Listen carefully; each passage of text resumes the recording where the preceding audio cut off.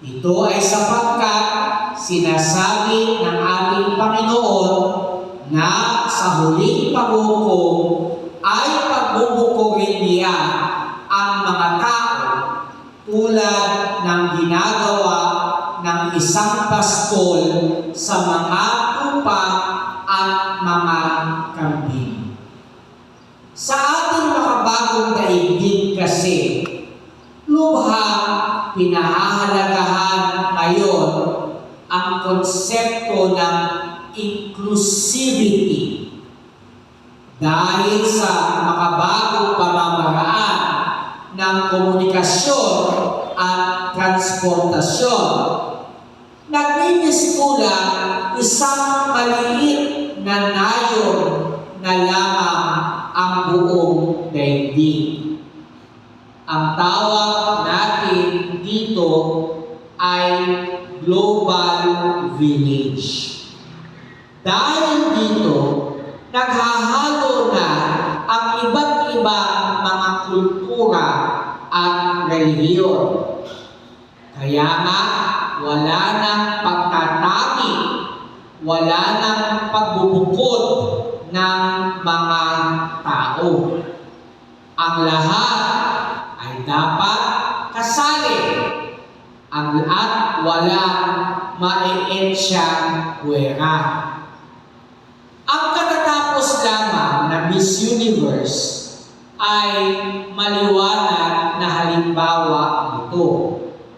Alam niyo ba na sa ngayon, ang Miss Universe ay hindi na patimpalak para sa mga dalagang babae lamang.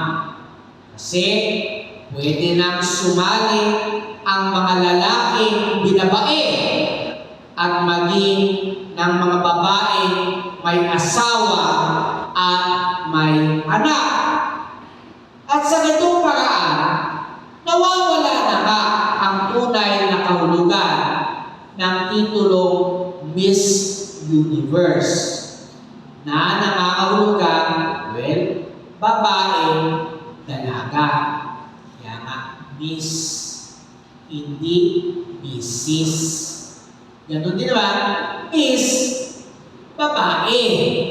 Totoong babae.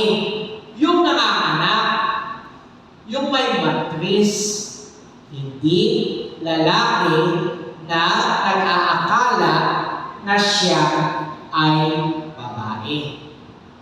Kaya nga alam po ninyo, actually itong mga bagay na nangyayari ngayon, basta I identify myself, ako'y biologically lalaki, pero I identify myself as a woman, kaya magpapa-opera, magpapalit ng gender, fine, gawin mo yan, pero kapag namatay ka at nalibing ka, at pagkatapos ng ilang libong taon ay may humukay sa iyong puntod, ano sasabi ng archaeologist? Ito ay kalansay ng isang lalaki.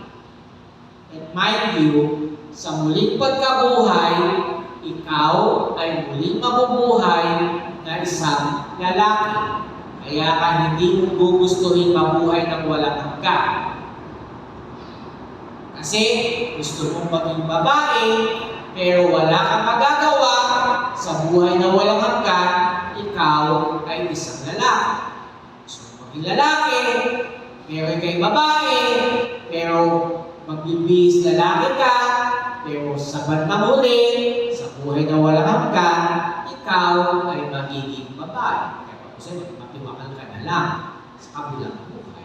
E paano yun? Hindi ka na pwede mamatay sa kabilang buhay. Diba? Kaya imposible talaga yung ginagawa natin. Yan. Kaya sinasabi ko na hindi katanggap-tanggap para sa karamihan ang ginawa ng Panginoon sa mabuting balita ngayong umaga. Sinabi niya na sa huling araw, bubukurin niya ang lahat ng tao tulad ng ginagawa ng pastol pastol na bumubukod sa tupa at sa mga kambing.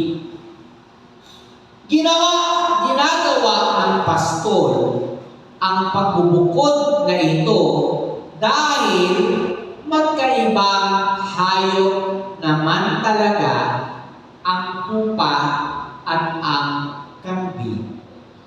Kahit anong gawin natin pagpupumilit, hindi sila magkapareho.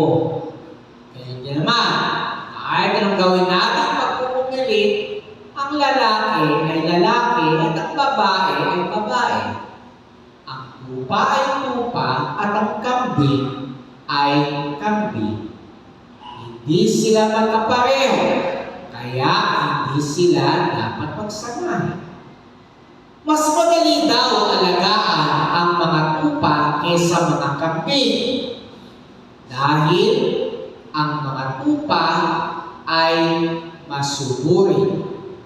Sinusundan nilang lagi ang tinig ng kanilang pastor.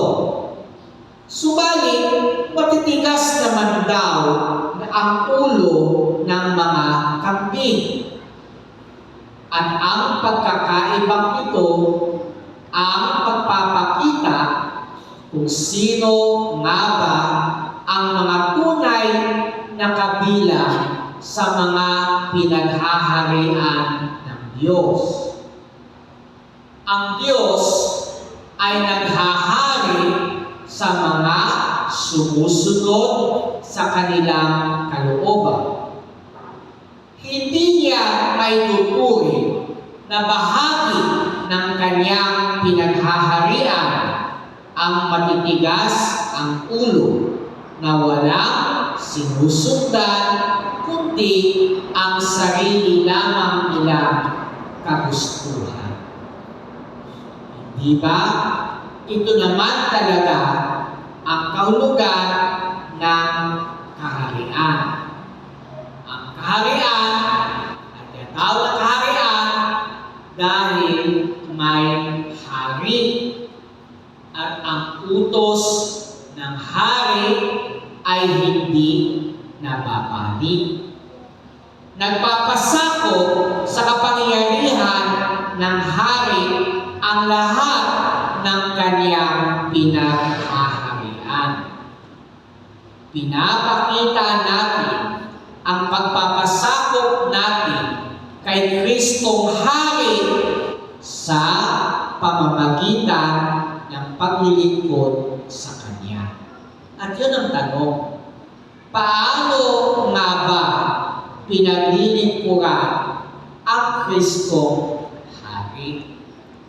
Natatandaan ba ninyo yung linggo kung kailan tinanong si Jesus kung nararapat ba magbayad ng buwis sa Cesar? Diba? Tahasan niyang sinabi, ibigay kay Cesar ang kay Cesar at sa Diyos ang sa Diyos. Dito natin nakikita na ang pagbabayad ng buwis ay pagkilala sa pananakop ni Cesar sa atin. Ang pangunahing obligasyon ng mamamayan sa bansang sumasakop sa kanya ay ang pagbabayad ng buwis. Okay? Kaya nga tawag tribute. Tribute. Sabihin nun, pagpaparangal. Paano natin pinararamalan ang hari? Pinararamalan natin ang hari sa pamagitan ng pagbabayad sa kanya ng buwis. At ito bakit tayo nagbabayad ng buwis kay Cesar? Well, nagbabayad tayo ng buwis para mayroon siyang panggastos. Hindi ba? Patuto naman yun. Kaya tayo nagbabayad ng buwis sa gobyerno para may panggastos ang gobyerno. Saan ang gagaling ang pampatayo niya ng mga infrastruktura tulad ng kalsada at mga gusali? Saan? Hindi ba sa buwis? Saan ang gagaling ang kinakain ng hari sa kanyang palasyo? Saan ang gagaling ang pagkain pinakakain niya sa kanyang mga kaibigan at bisita? Hindi ba sa buwis? At kung gusto niyang mag-abroad, saan siya kukuha ng kanyang panggastos? Hindi ba sa buwis? Sa madaling salita, pag pinag-uusapan natin ang pagpaparangal sa mga hari sa sanlibutan, laging pakabig ang pagkilos nila. Kung gusto nyo, proteksyonan ko kayo,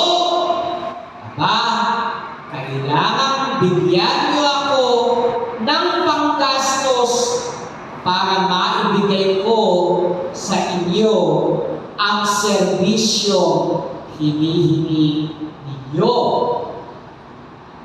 Pero, ang ganitong paglilingkod, ang hinihingi, subalit hindi ganito ang paglilingkod na hinihingi na sa atin ng Kristong Hari.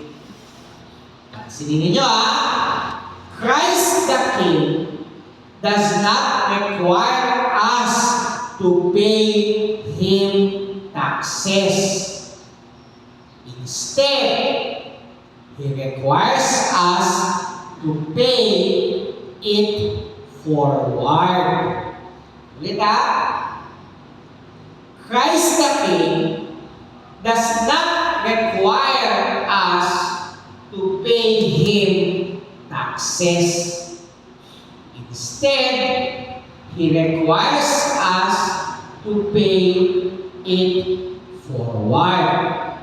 Sa madaling salita, bilang kapalit sa mga biyayang tinanggap natin sa Kanya, inaasahan niya ibalik natin ito sa pamamagitan ng pagtulong sa mga nangangailangan. Sa madaling salita, pakanin ang mga nagugutom, painumin ang mga nauuhaw, gamitan ang mga hubad, patuloyin ang mga dayuhan, dalawin ang mga may karamdaman, puntahan ang mga bilanggo. Ang pagkakatawang tao, ang pagkakawang gawa ay ang paraan pinili ng Panginoon para paglingkuran natin siya. Kasi ayon sa Kanya, ang ginawa ninyo sa pinakamaliit na kapatid ko ito ay ginawa ninyo sa akin. Alam nyo, hindi ko na naririnig yung kanta na yan. Whatsoever you do to the least of my brothers, that you do unto me. Natandaan yung matatanda? Makaigararan ko. Natatandaan yung kanta na yan? When I was hungry, you gave me to eat. When I was thirsty, you gave me to drink. Now enter into the home of my Father. Whatsoever you do to the least of my brothers, that you do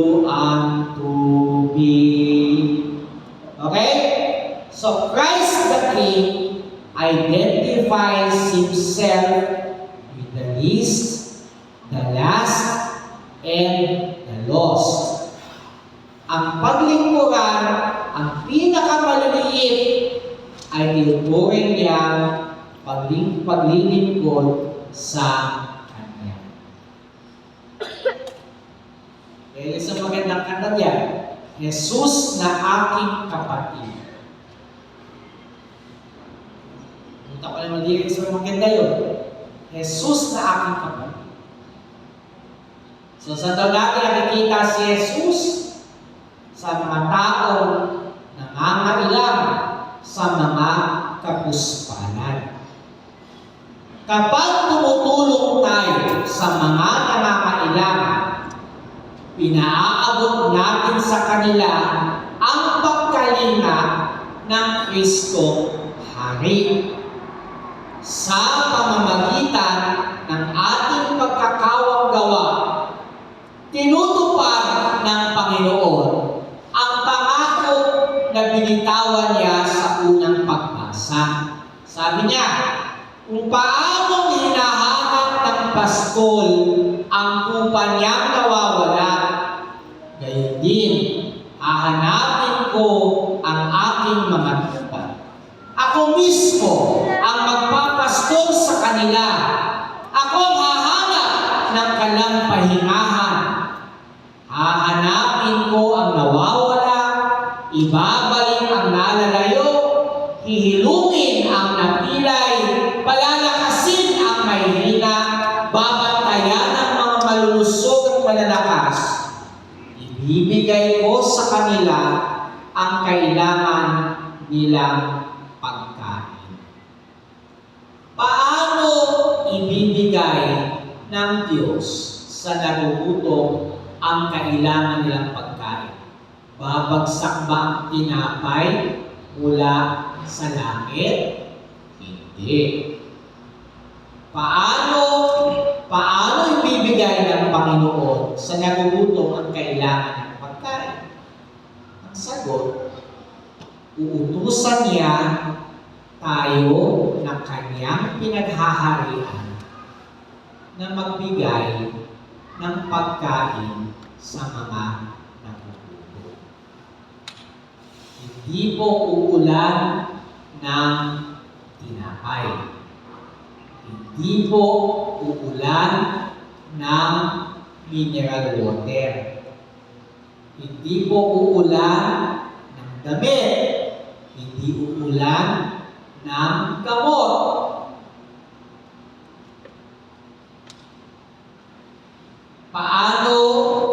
Paano gagamutin ang mga may sakit? Sagot, yung mga doktor niya, kanyang sinasakupan ang gagawa yun. Paano dadamitan ang mga hubad? Yung mga nasasakupan niyang maraming damit ang mamimigay ng damit. Ako ninyo, tayo ang makamay ng Kristo Hari. Tayo. Inuutusan niya tayo. Ang gawin ninyo sa pinakamaliliit na kapatid kong ito, yan ay ginawa niyo sa akin. At sa itong pamamaraan, makikilala ang mga maralita ang awa ng Diyos. At sa pamagitan naman ng mga habag na dinudulot natin sa mga kapuspalan, kahahabagan naman tayo ng Diyos. Sinabi ng Panginoon, mapapalad ang mga mahabagin, kahahabagan sila ng Diyos.